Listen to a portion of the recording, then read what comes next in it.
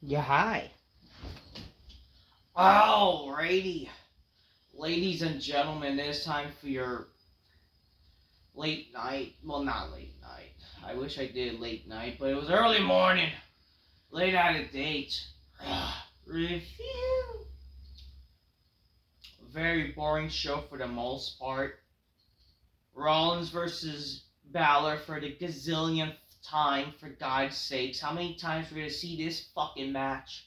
Oh, but it was for the qualifier of the chamber, and it's like, okay, whatever, great. The past few weeks, it's just boring qualifying garbage every fucking week. No stories.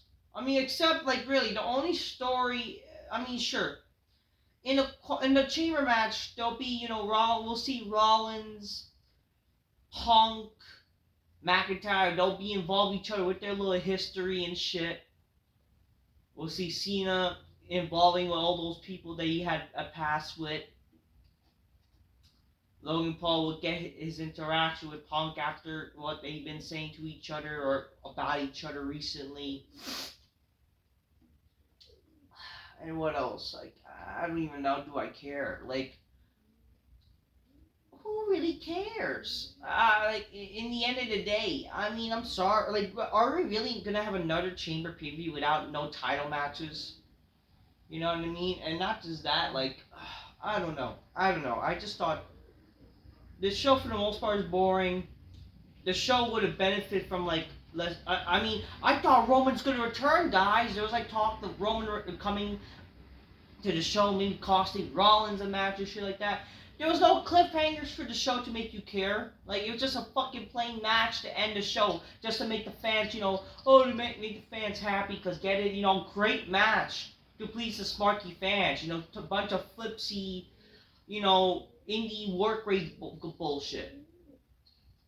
Whatever. We'll talk about the show. Anyways, the show started with... Anyways, grab your Coca-Colas, drink my Nipsey Spine, this bitches go, oh shit, okay?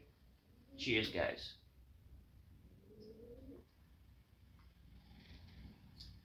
That's good stuff.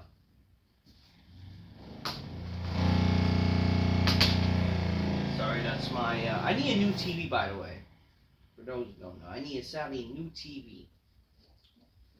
Which I'll probably get soon. But anyways... I don't know. This show is just boring. Okay? I'm just bored. I don't know why the fuck this has to be a boring show. I'm gonna try to scroll through this show because I'm actually in a rush right now.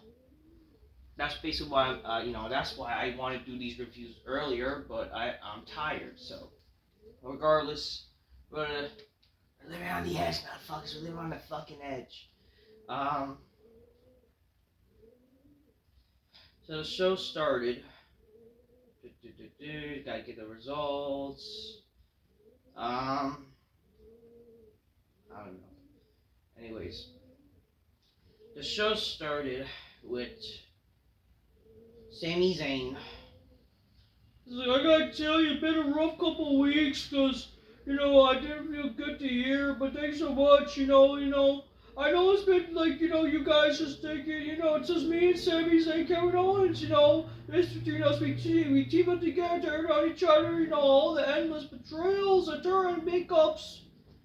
Which is like, they mention how they basically, they team up together and break up each other. So, like, they know they're repeating the soul song and dance, and it's becoming tiring. They know that. But they're only doing this because they're trying to have a match for Toronto. Because Toronto, they're having the same, they're not even doing a WrestleMania. I mean, for all we know, we don't know when they're going to do a WrestleMania in Toronto, right? They're literally going to treat this as their WrestleMania, they're going to have a big match at the Elimination Chamber pay-per-view, blah, blah, blah. And that's what they're going to do. So watch. They're going to fucking turn on, they're going to have their stupid match. I think, like, the plan is Randy Orton versus Kevin Owens at WrestleMania. And then right after that, they'll probably make up in some weird way. And then watch. If WrestleMania, God forbids, I mean, not that I have a problem with it. If WrestleMania was to ever be at Canada in the future, that's when they'll turn on each other again and have a big match against each other. Okay, that's what I think. that's what's gonna happen.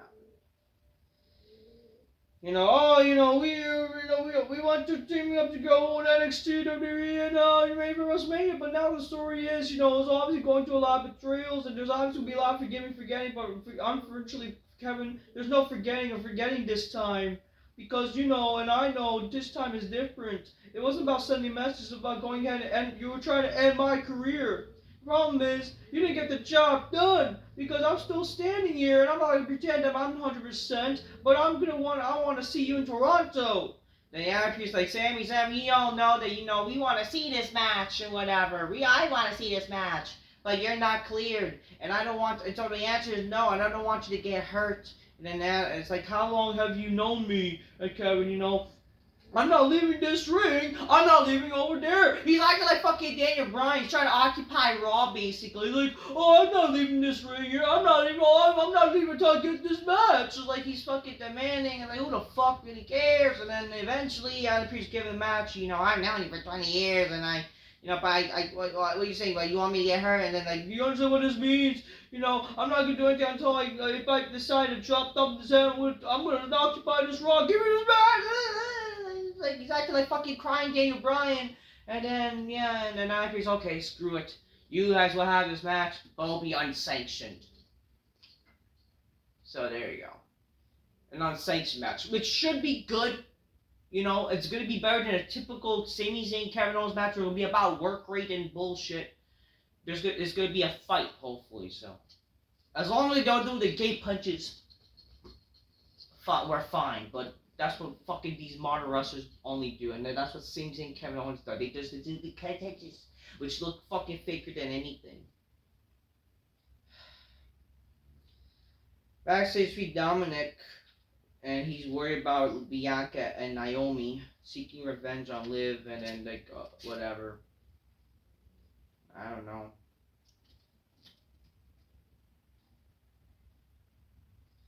I don't know. We see the center between Finn and Dominic. Who cares? We get a video recap on Aisha Splee reflecting on a vicious spear by Braun Breaker at the Rumble. And I mean, that's what you get for freaking having non-wrestlers, stupid streamers just show up and they get hurt. What do you think is going to happen? We're sick of clicks, which is not going to amount to like a long-term thing for your show.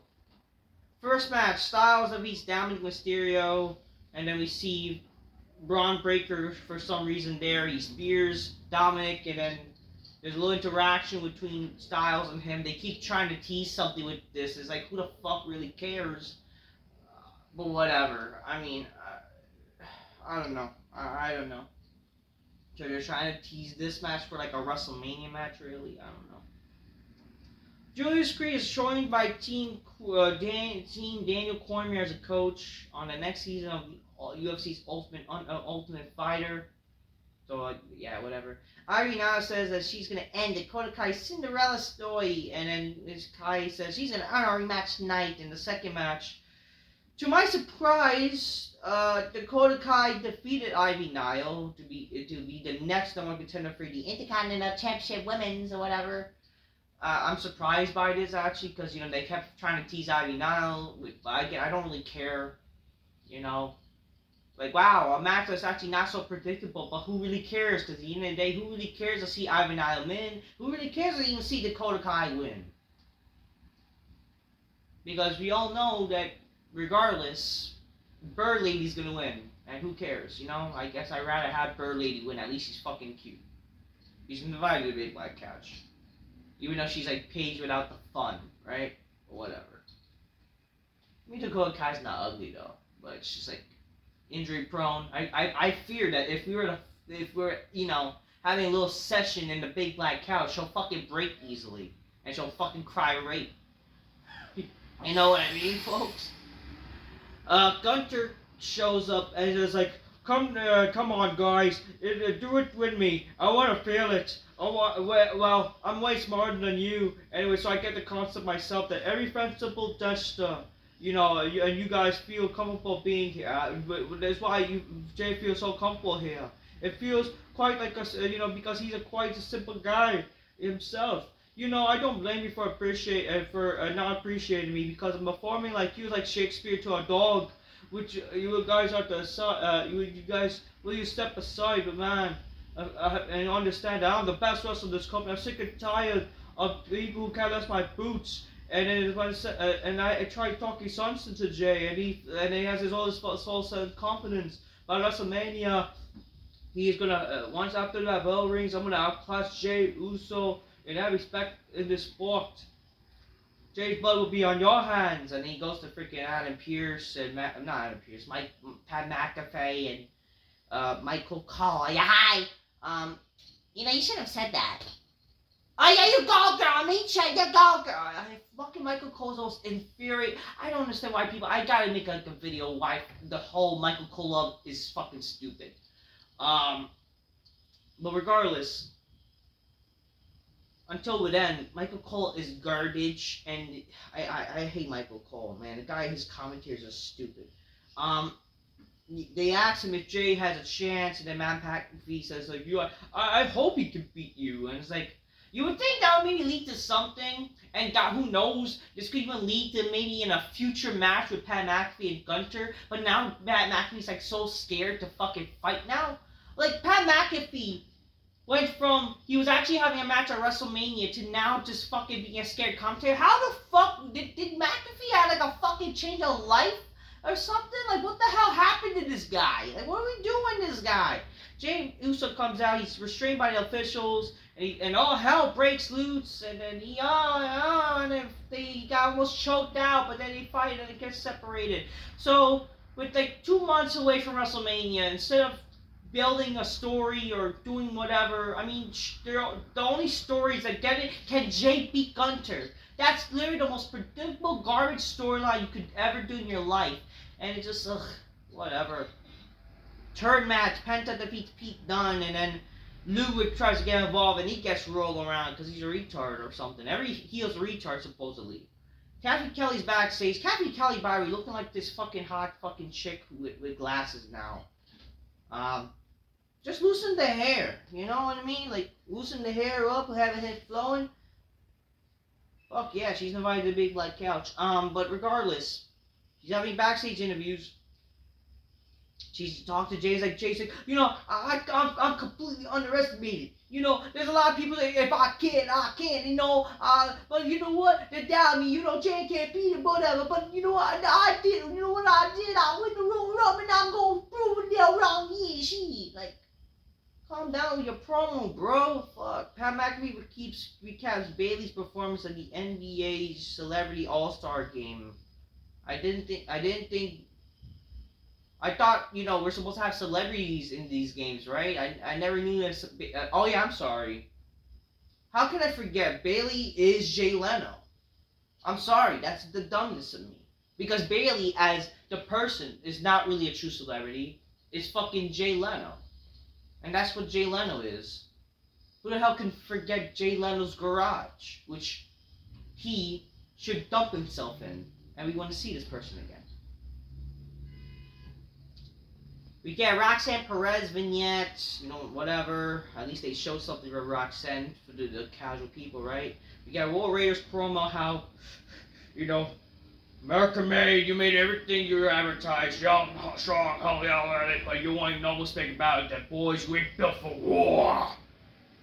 You built shot, whatever. Next time, it's war. Like, isn't your whole idea supposed to be war? Oh Lord, whatever. Fourth match, Roxanne Perez defeats Raquel. Liv Morgan is invited to beat by Couch. She looked hot and whatever, but no one really cared about this match. And the whole thing, like, they got distracted because Bianca and Naomi, they show up, and then they attacked Liv and Raquel, and they get separated. I thought, they're there for war too, right? And then, the defender best friend that they thought got hurt or whatever. Captain Kelly reviews Rollins, and Rollins says, we're 12 weeks away at WrestleMania, and I'm going through at the chamber, and I'm going to prove I am the better man, and whatever. And then Karen Cross cuts a promo. It's like, Sami, I know you're some boy, this, but, like, your good friend, like Seth Rollins, I'm trying to wrap you in the mindset, like, Jay believes that he can beat Gunter. Rollins believes he can qualify. But the thing is, there's no hope for you unless you see your ways or something. We get Io Sky She talks in English and then Japanese. How I thought my last job was women's champion. Now my fitness was shifted, but I have only one more chance, and I would prove I could be champion. Like, shut the fuck up. We get a New Day promo. How get well, Raven Rally. We did it all for you. We did it.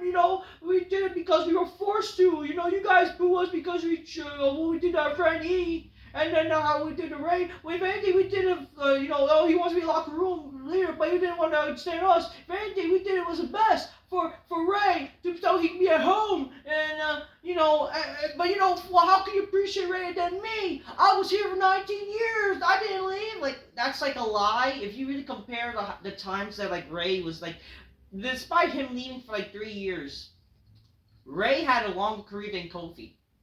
Okay? I mean, maybe not by much, but like Kofi, despite he showed up like in 08, right?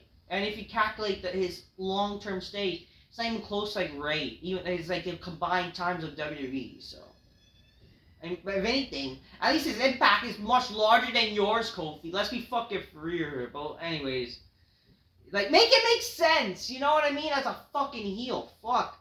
We get the LWO, they show up like, what you did today, you speak Spanish, what you did today is unforgivable, and we got beat your ass, and then they a little stupid brawl and whatever, and yeah.